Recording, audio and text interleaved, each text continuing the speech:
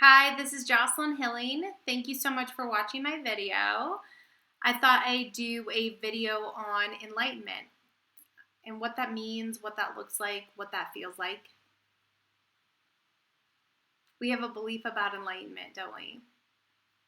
We have a belief that enlightenment looks and feels maybe like a Buddhist monk. And that could very well be true. At some point, for sure, those monks are pretty enlightened. And also, we're human beings with an energetic experience in our bodies. Enlightenment feels like accessing levels of truth and information from source consciousness.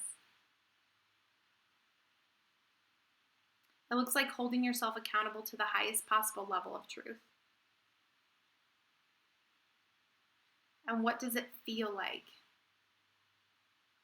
At times, it felt like intense sacrifice. I had to give up everything. And I didn't even know what I was giving up at the time. Because I practice being in the now. And as an intuitive as well, even I could see the future and I would let go, so I wasn't scared. And I wouldn't see how much I had to give up or how much I had to sacrifice. I think a lot of people on a spiritual journey know that it takes a while. And then sooner or later you lose the concept of time. And you can easily sit in stillness and days upon days can go by.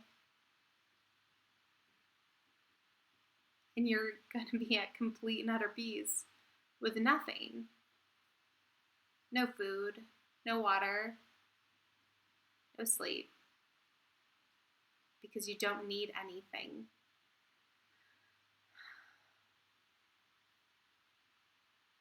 And then you remember that you have a body that you want to take care of and nourish, because we were here to feel and experience the world, to share love. And the only way to share it is through experiences that we hold in our body. I will say this. Enlightenment feels amazing. Eternal peace.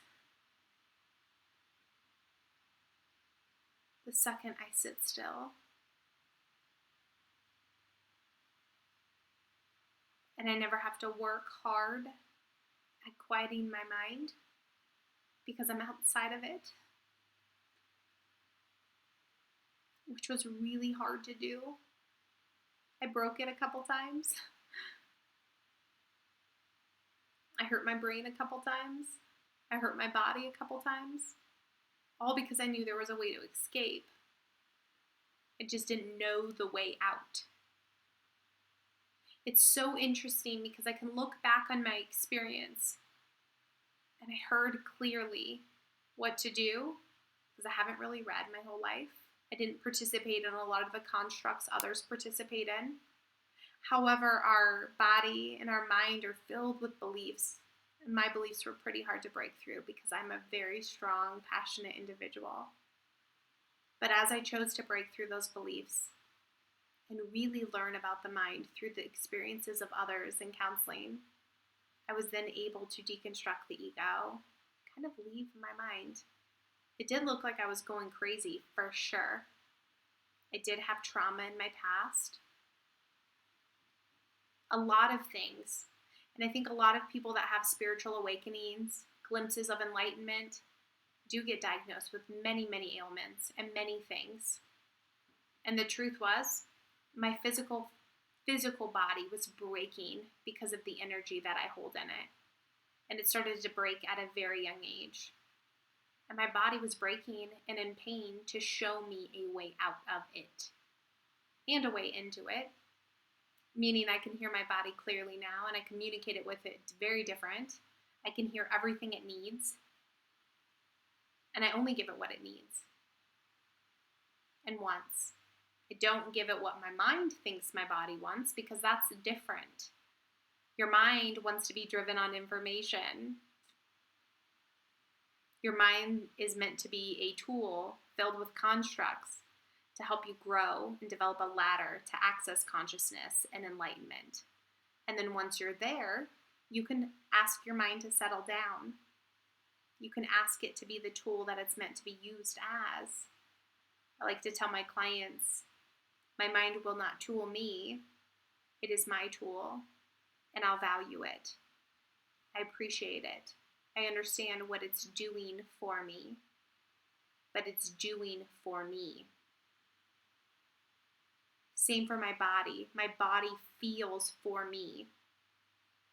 And both are meant to communicate together with an open heart.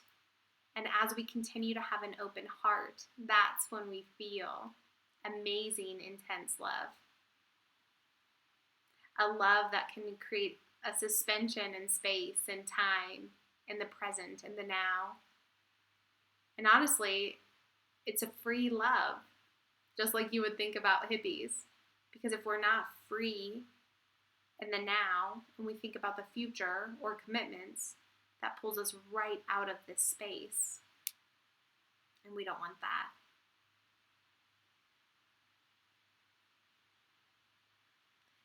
I hope this was helpful. The Existence of Enlightenment, feel free to check out my blog. It talks about my awakening and other various things that happen along the way. I hope to share with everyone ways to evolve their mind, their body, open their hearts in order to access consciousness, become enlightened, and embrace an evolved world and existence. Because it's beautiful, and everyone deserves to experience it if they choose. And it can be easy.